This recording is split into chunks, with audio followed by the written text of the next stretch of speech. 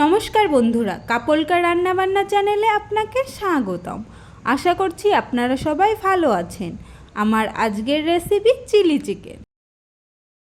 Chilli chicken বানানোর জন্য নিয়ে নিয়েছি 250 গ্রাম বোনলেস চিকেন। চিকেনটাকে ভালো করে ধুয়ে জল ঝরিয়ে নিয়েছি। এবার চিকেনটাকে ম্যারিনেশন করে নেব।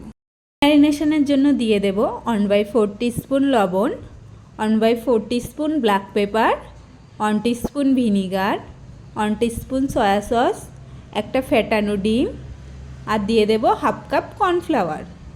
এবার ভালো করে ম্যারিনেশন করে নেব।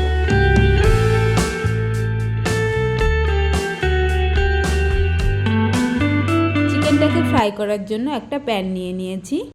প্যানটা গরম হয়ে গেছে, এবার দিয়ে দেব সাদা তেল।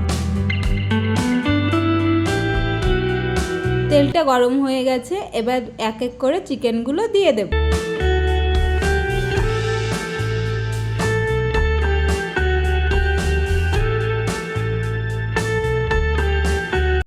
চিকেনগুলোর এক পাশ ভালো করে ভাজা হয়ে গেছে, এবার অন্য পাশ উল্টে দেব।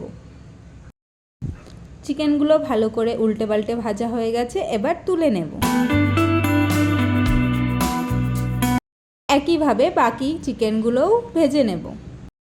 এবার নিয়ে নিয়েছি পেঁয়াজ কুচি, আদা কুচি, রসুন কুচি, পেঁয়াজ, ক্যাপসিকাম, কাঁচা লঙ্কা চেরা আর ভেজে রাখা চিকেনটা। এবার একটা কড়াই নিয়ে নিয়েছি। কড়াই গরম হয়ে গেছে, এবার দিয়ে দেব 50 ml সাদা তেল।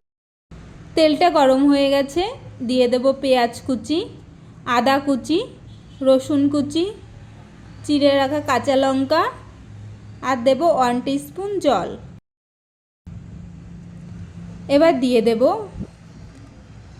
1 টিস্পুন সয়া সস আর 1 টিস্পুন ভিনিগার।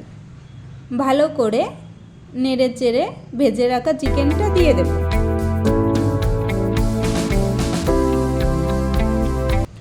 চিকেনটাকে মশলার সঙ্গে ভালো করে মিশিয়ে এবার দিয়ে দেব কেটে রাখা ক্যাপসিকাম ও পেঁয়াজ।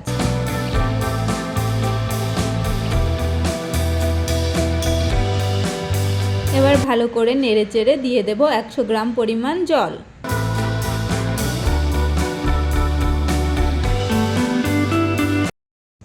জলটা ফুটে উঠেছে, এবার দিয়ে দেব 2 স্পুন গুলিয়ে রাখা কর্নফ্লাওয়ার।